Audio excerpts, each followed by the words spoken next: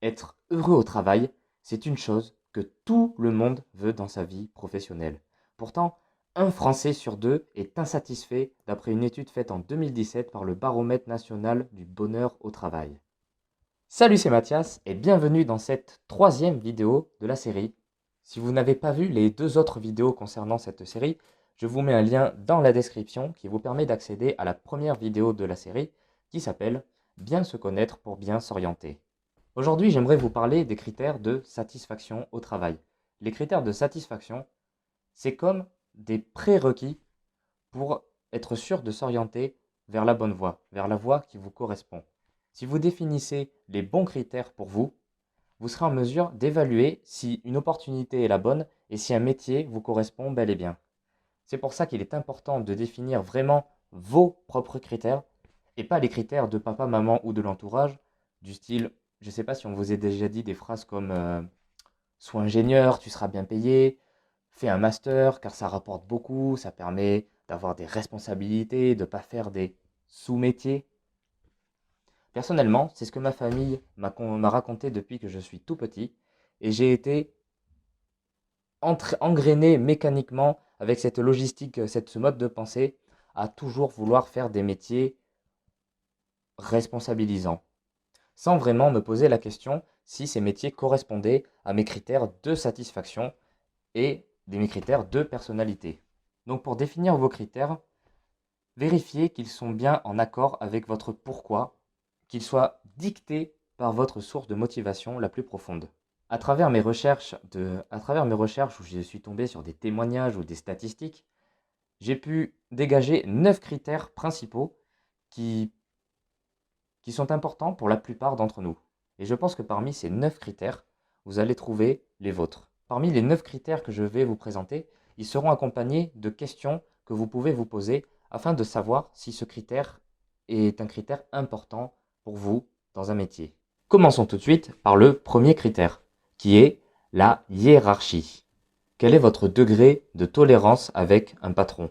Quel est votre rapport avec les ordres? Si par exemple vous avez horreur d'être dicté et d'être chapeauté par quelqu'un, il est peut-être préférable que vous vous engagiez dans la voie de l'indépendance par exemple. Deuxième critère, l'atmosphère. Est-ce que l'ambiance de travail dans ce métier est une ambiance de bien-être, d'équipe et d'énergie positive? Est-ce que le cadre est reposant pour vous? Critère suivant, l'autonomie. Quelle liberté et quelle indépendance avez-vous sur vos choix et vos directions dans ce métier? Quatrième critère, la contribution.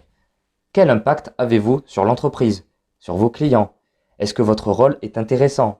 Est-ce que vos missions sont à la hauteur de vos responsabilités, de vos compétences? Ou au contraire, est-ce que vous jugez que les personnes qui travaillent dans ce poste exploitent un potentiel qui ne vous correspond pas? Cinquième critère, l'évolution. Est-ce qu'il est possible d'évoluer dans cette entreprise et vers quoi? Vers quel poste? Est-ce qu'il y a une possibilité de devenir cadre, de devenir chef d'équipe? Prochain critère, le challenge. Est-ce que votre métier est stimulant mentalement pour vous? Est-ce que vous pensez que vous n'allez pas sombrer dans un ennui? Est-ce que vous ressentez de l'excitation dans vos missions? Septième critère, le transport. Pensez à comment vous allez vous rendre sur votre lieu de travail tous les jours. Combien de temps cela va-t-il prendre? Même si ce critère peut paraître banal, il est quand même important d'y réfléchir pour savoir si, à terme, le trajet ne représentera pas une corvée de tous les jours. Huitième critère, les bénéfices. Alors je classe les bénéfices en deux catégories. Les bénéfices physiques, donc le salaire, les congés, et le bénéfice psychologique. Par exemple, peu de stress ou une flexibilité dans mes actions. Cela implique que vous vous renseignez précisément sur ce poste en question. Et enfin, neuvième et dernier critère, le mode de pensée de l'entreprise. Le mode, la personnalité de l'entreprise. Est-ce que l'entreprise est plutôt tournée vers produire, produire, produire rapidement? Est-ce qu'elle est tournée vers la reconnaissance de ses employés, le bien-être, les bonnes conditions de travail de ses ouvriers? C'est un critère qui n'est pas souvent très réfléchi de la majorité des personnes, mais pourtant Suivant le mode de pensée de l'entreprise, vous pouvez vous sentir soit sous-exploité, soit à plus grande échelle, inutile. Donc parmi les 9 critères que je viens de citer, trouvez ceux qui correspondent à votre personnalité. Par exemple, pour ma part, je sais que je ne supporte pas une hiérarchie trop importante et trop pesante. J'ai également besoin de pas mal d'autonomie dans mon travail et d'une liberté sur mes actions.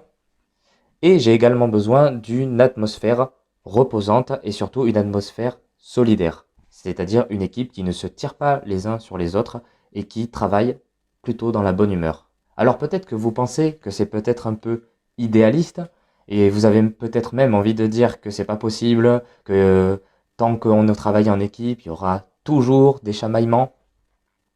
Mais je parle de l'aspect global. Est-ce que globalement, l'équipe dans laquelle je travaille est bienveillante et solidaire entre elles, entre ses membres? C'est la fin de cette vidéo. Si vous avez aimé le contenu, n'hésitez pas à le partager et notez en commentaire quels sont vos critères de satisfaction au travail. Je vous invite aussi à vous abonner en cliquant sur le bouton qui se trouve ici. Et je vous dis à bientôt dans une nouvelle vidéo traitant de la reconversion professionnelle.